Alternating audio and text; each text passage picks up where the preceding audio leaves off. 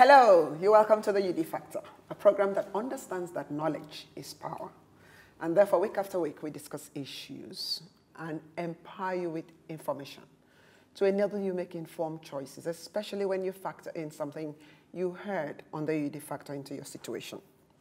It's said that depression could mean feelings of severe despondency and dejection, unhappiness, gloom. Depression could also be a long and severe recession in an economy or a downturn. Well, what better time to discuss depression? Well, today we're talking about the depression, the mood, in time of recession. Why are so many people going through depression? We get to hear stories of people attempting suicide, committing suicides, and all kinds of things in this season because of the new word that has crept in, recession. So today, I have a consultant psychiatrist with Lasuth Ikeja, Dr. Bolanle Ola, who will be talking to us about depression. Not economic depression, but in our mood, or whether it's a medical condition, lifestyles that could trigger long-term depression that will become severe medical condition. Don't go anywhere. This promises to be very informative. We'll see you after this time out.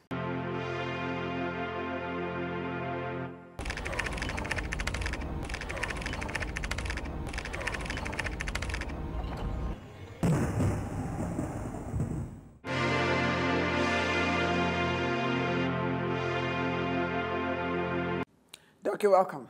Yeah, my pleasure. Thank you for honoring our invitation and coming to empower us with information. That's good. Oftentimes, we hear ourselves say, I'm so depressed. Is it normal? That kind of I'm so depressed, is it a mental illness? Or is it just a mood that could lead to somewhere? So when we say we are depressed, is that normal? Well, I would want to say that, you know, the way we define normality actually varies. It could be, something could be normal socially, something could be normal in terms of statistics, something could be normal, it could be defined as suits a group of people. So when you talk about the use of the word, I'm depressed, in that context, it may not actually connote maybe a medical illness. But people feel sad. I mean, there are ranges of emotions. But then when we talk about emotion and mood, I can liken them to weather and climate.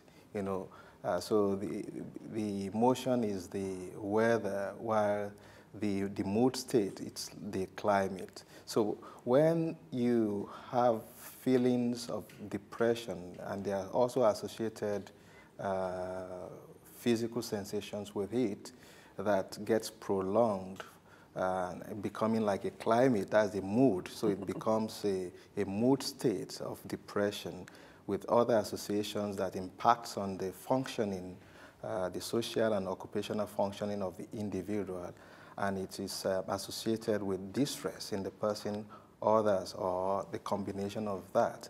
Then you could be looking at a clinical state that needs medical attention, which we call depression. Okay, now, doctor, in very simple layman's language that we can understand, what is depression? Well, so depression is when you feel so sad that you are not able to enjoy the usual pleasurable activities in such a way that your work functions are affected, your role in the household is also affected, and you feel that distress. So it makes your quality of life unbearable, such that you may not be able to do things that will make you the social being that you are.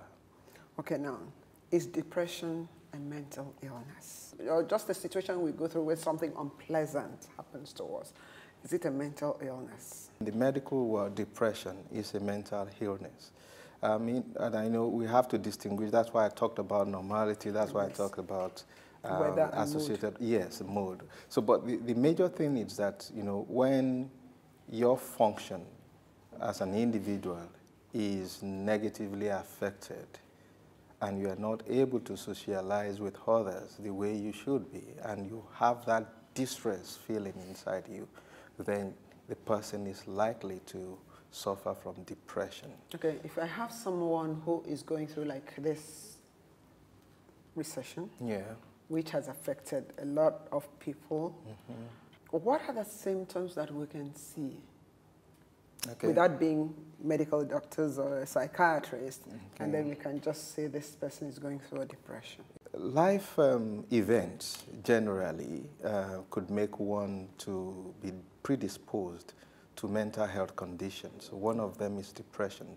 So it's not necessarily that if you are going through tough times that with the mental health condition that you come down with is depression. No, people can come down with various manifestations of mental illnesses. So depression is just one of them.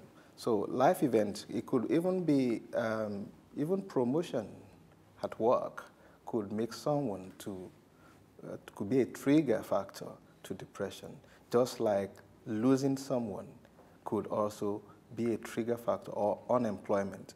Although we find that when there are a lot of negative life events, people are more predisposed to mental health problems, one of which commonly is depression. So when you talk about the red flags or some of the things that you will see that can make you as a lay person to think that maybe we should seek help for this person. These are the feelings of being low. That means a person is low in mood, person is sad. And the sadness is something you cannot really say that this is the cause of the sadness. Other things that are associated with it, we talk about three major things. That's the mood, the interest, and that's the level of interest, and the energy. So the person's mood is low, the level of energy of the person is also low, then the interest in pleasurable activities of the person involved is as well low. Those are three major things that could signify depression. The other things that are also associated with it, with those other symptoms, are things like loss of appetite, loss of weight, significant loss of weight within the past 1 month. Then there are associated sleep problems. Usually, if the person is able to sleep, the person wakes up feeling unrefreshed. The person wakes up feeling, I have not really slept. Or the person may not even have a sound sleep. Then the person may also have sleep problems like not being able to initiate sleep. Or when you sleep, when you initiate sleep, the person wakes up several times before the usual wake-up time. But the classical one is that the person wakes up 2 to 3 hours before his normal wake-up time, feeling unrefreshed. So these are the factors that are also associated with depression. There are other biological or physical factors when we talk about loss of libido. There may be, but basically, those are some of the things that you would see. And like I said, these symptoms would impact on the functioning of the individual, whether socially or in the occupation. Even for students, I mean, the occupation of student is studying. Yes. So you will see that the person is not studying the way it should be. In fact, he may have lost interest, he may not go to classes, he may not feel like doing anything, wouldn't read his books, wouldn't go out with friends. Then you will see that the person is losing weight, the person doesn't feel like eating, you are not able to cheer up the person with the usual things that would actually interest the person. For some, it could be also accompanied with some feelings of anxiety, in which they fear, they have anxiety, they have feelings that something bad is going to happen. Yes. They feel as if they are not safe, yes. And that's some things that also associate with depression. Then some really would have what we call the psychotic symptoms of depression. Hold the thought, Doc. Hold the thought. Don't go anywhere. We'll be right back.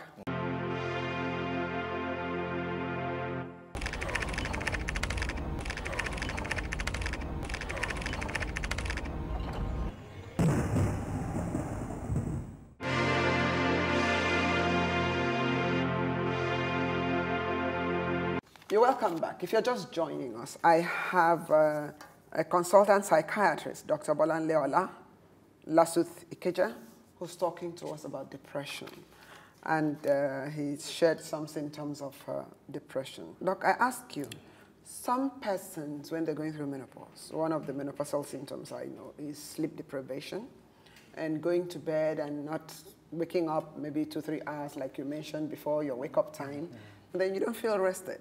Can you classify that kind of symptoms? No, menopausal symptoms are separate, even though you may have some symptoms that would look like depression. But if you really clarify, you will be able to find out that you can distinguish those symptoms of there will be other symptoms of menopause, particularly the age, the flush.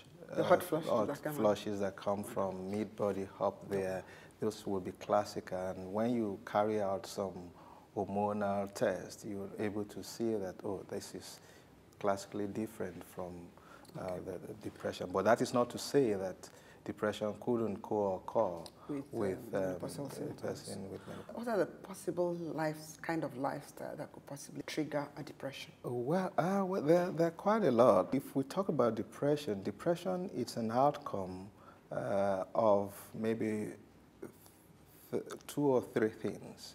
The person, that's the biological aspect of it, the genetics. You could inherit the vulnerability to depression. Secondly, the development of the person, particularly the environment in which the person grows up, could also predispose a person to being depressed. Particularly, it's been found that if a child witnesses abuse, a child develops in an abusive relationship, there's every likelihood he can be depressed. If a child does not grow up in a nurturing environment, there's every likelihood it might develop some mental health problems, which might also be depression. And so those are some of the things. Then the society as a whole too could also, in where you have prevalence of poverty, no nurturing environment, you have like economic recessions, things, a lot of unemployment, there's no access to health, there's no access to development, there's no stimulation of the brain, sort of going to school, education-wise. Yeah, these are things that could cause depression in the person. The other thing would now be the person's even attitude to life. Because sometimes you find that people go through certain events in life and they don't come down depressed, while others will go through the same thing and they come down depressed. So we refer to something that your own viewpoint, the way you view the world through your own glasses. We call it cognitive appraisal, the way you appraise the situation and the meaning that the event holds for you could actually also tip you into depression. So there are various ways of actually understanding. So there might just be the vulnerability biologically that could predispose the person to depression, and there might be the psychological preparation of the person through development, and there may also be the social cause of depression. So the 3 things could interrelate to make someone, the likelihood is now very high when those 3 things come together. Hold the thought, Doc. Hold the thought, Doc. Don't go anywhere. We'll be right back.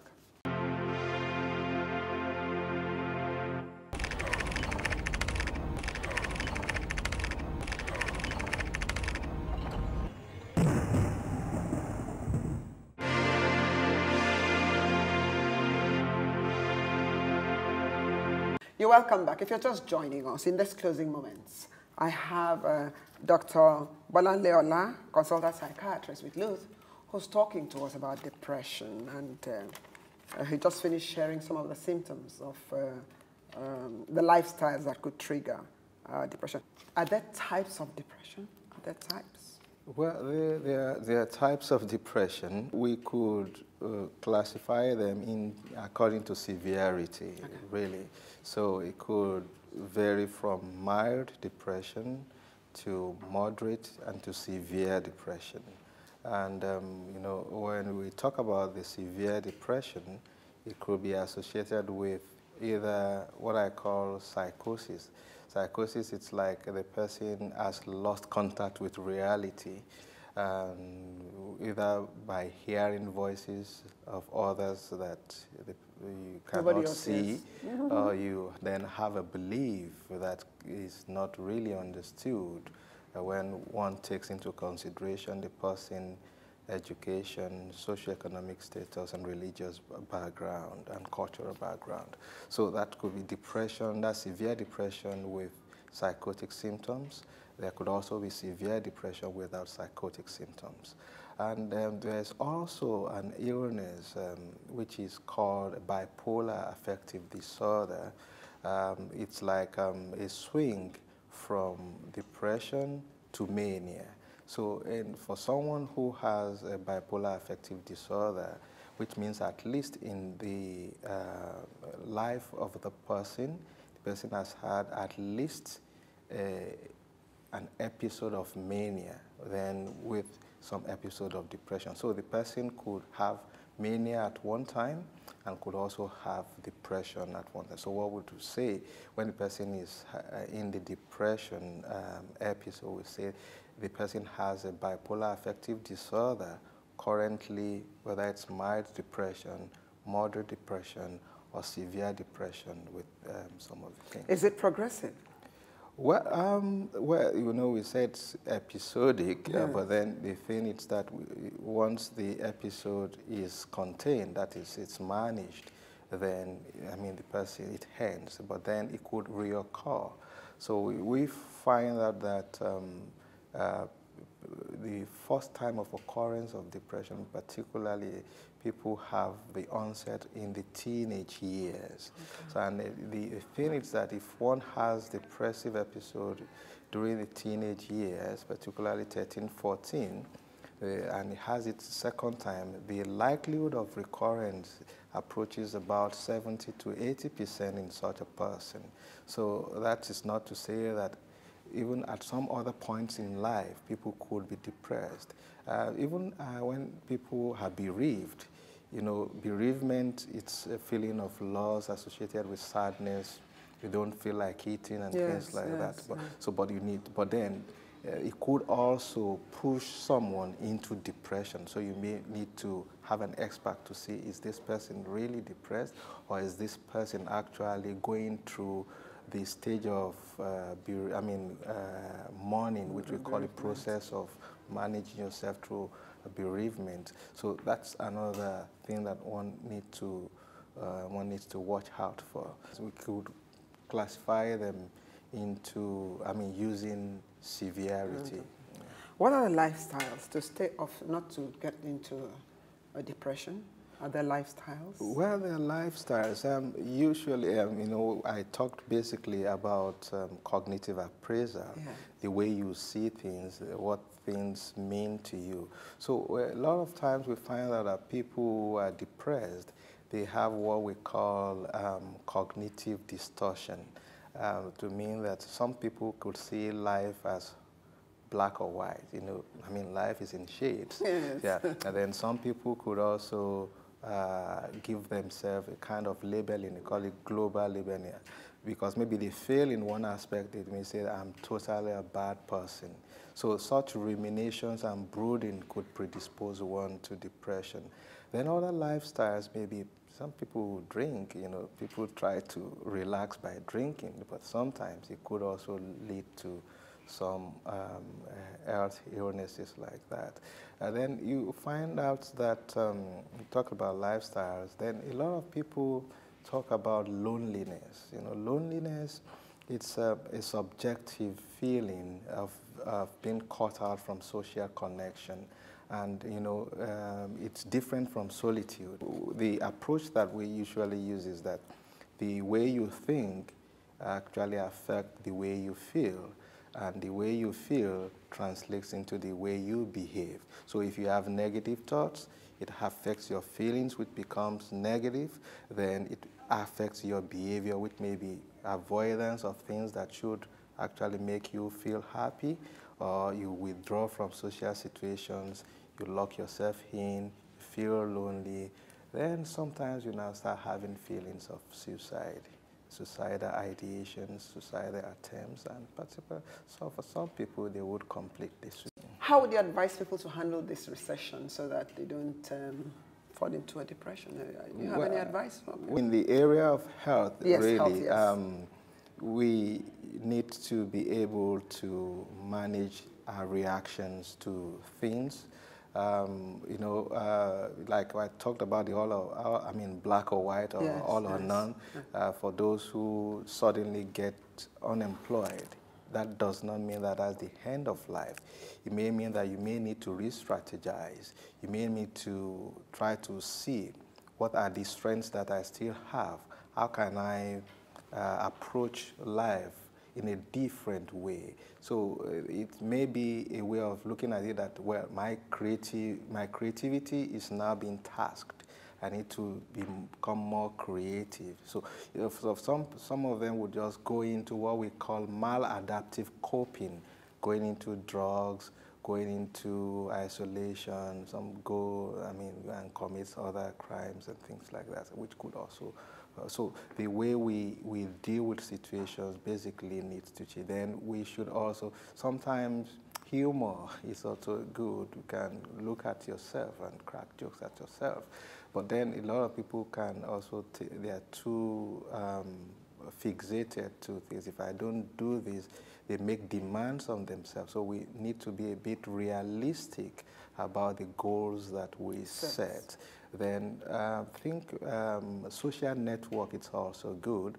If people have like this recession, people try to manage themselves, and people start to say, let us cut off from some other. So, but we've been found out that if you have good social network, good social support, that may be a cushion when things really fall apart from you. And you could see that even when you talk about bereavement, people have lost, when you see people gather around them to give them support so that they don't derail into. So supporting each other, being understanding, and being considerate of others in these times, it's quite necessary. But then, you know, some people would say, oh, this is recession, I need to feed up this next person with parasitic.